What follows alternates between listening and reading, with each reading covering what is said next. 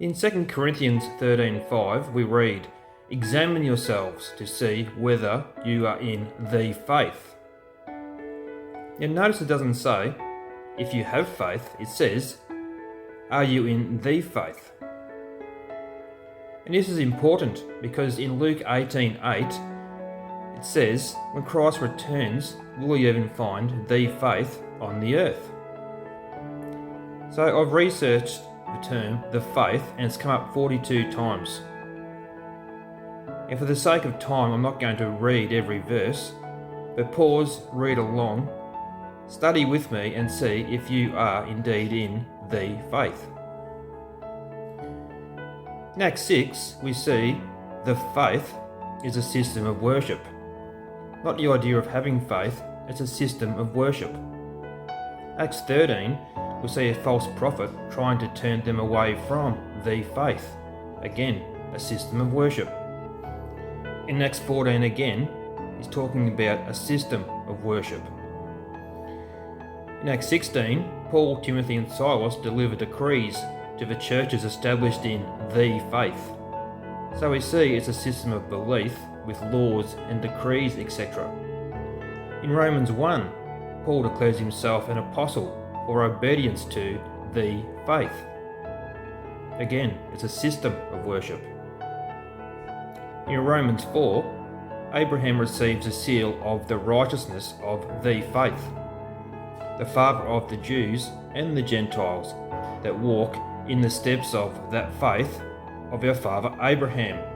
And what was his faith? We see this in Genesis 26:5. Because Abraham obeyed my voice, kept my charge, my commandments, my statutes, and my laws. He didn't just believe, he was obedient to God's commandments. And in Romans 14, him that is weak in the faith receive. So again, it's a system of belief, not just this idea of having faith. 1 Corinthians 16, we see being in the faith has attributes of not just being strong, but also loving. And this is the verse, the test, 2 Corinthians 13. In a nutshell, this is the test to see if you are indeed in the faith, and if Christ lives in you. That is, if you are being sanctified. After all, this is the will of God. Are you walking in the Spirit of grace? Grace that empowers us to defeat sin is not an excuse to live in it. So if you are sinning or transgressing the law, you are not in the faith. Galatians 1. Paul now preaches the faith he once destroyed.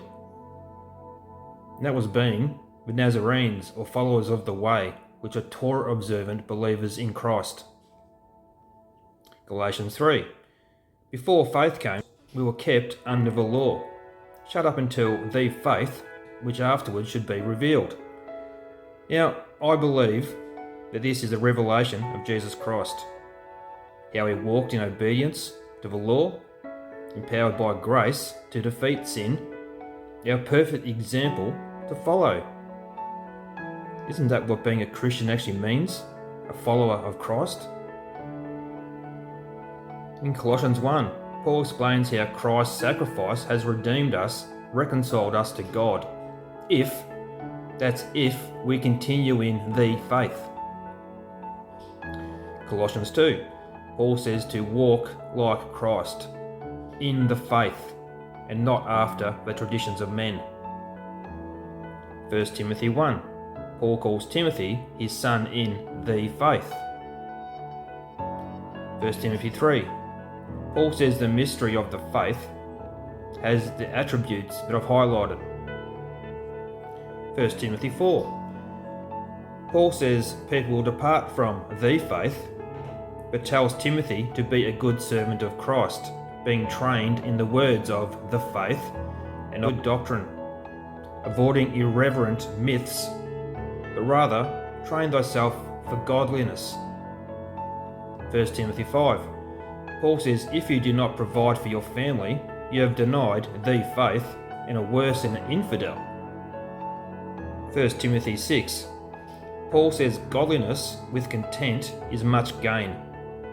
For the love of money is the root of all evil, which some covet they have erred from the faith. So much for today's prosperity gospel. But you, O man of God, pursue righteousness, godliness, faith, love, steadfastness, gentleness, which he calls fighting the good fight of the faith. And in verse 20, Paul says to avoid irreverent babble and contradictions, New Age knowledge, for by professing some have swerved from the faith. 2 Timothy 2. Paul doubles down on listening to these New Age teachings, but instead, study to show thyself approved, rightly dividing the word of truth. Verse 19. Nevertheless, the foundation of God stands sure, having this seal. The Lord knows who are his, and let anyone who names the name of the Lord depart from iniquity. 2 Timothy 3. Just as Jannes and Jambres opposed Moses, so do these oppose the truth. Men of corrupt minds disqualified concerning the faith. So you can see, not keeping the law, you are not in the faith. And in 2 Timothy, Paul says he has fought a good fight, kept the faith, which he equates to receiving the crown of righteousness.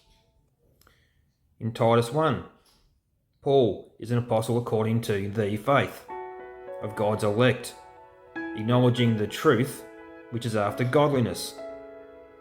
And in Titus 1, 13 through 14, Paul says to rebuke them sharply, that they may be sound in the faith. See how Paul says the faith is walking in the truth, the Torah, and not after the traditions of men. James 2, it says if you show partiality, you have erred from the faith. 1 Peter says to resist the devil by standing steadfast in the faith, in obedience. It is our best defence. It's our hedge of protection. Jude said we should contend for the faith delivered unto the saints. And here is the patience of the saints. Here are they who keep the commandments of God and have the faith of Jesus. Not faith in Jesus, the faith of Jesus. And I'll finish with Luke 18:8. There are some different translations, but I believe this is the most accurate. Jesus asks a question. When the Son of Adam comes, will he find the belief or the faith on the earth? And given that faithful Christians make up 31% of the earth's population, I'd say no. Most do not have the faith that Jesus is looking for. Shalom.